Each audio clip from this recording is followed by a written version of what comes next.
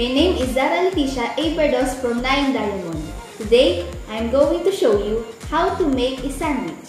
Here are the ingredients that we will be using: ham, cheese, egg, mayonnaise, and lettuce.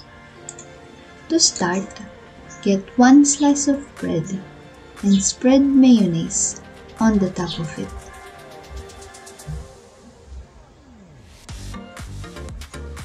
Second step, arrange 2 lettuce leaves accompanied by ham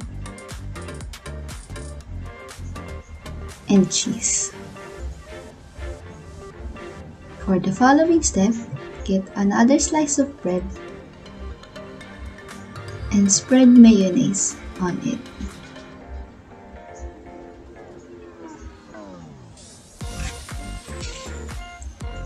Afterwards, place 2 lettuce leaves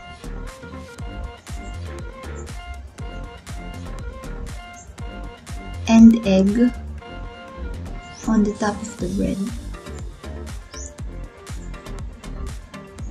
As a finishing touch, grab 1 more slice of bread and spread mayonnaise on it.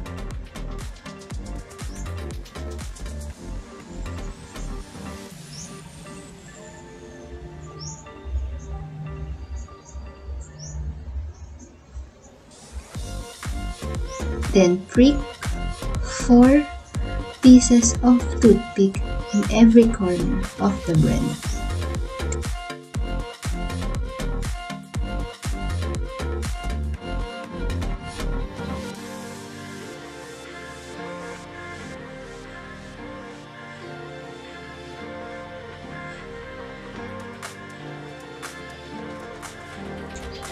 And lastly, gently cut the bread into 4 pieces.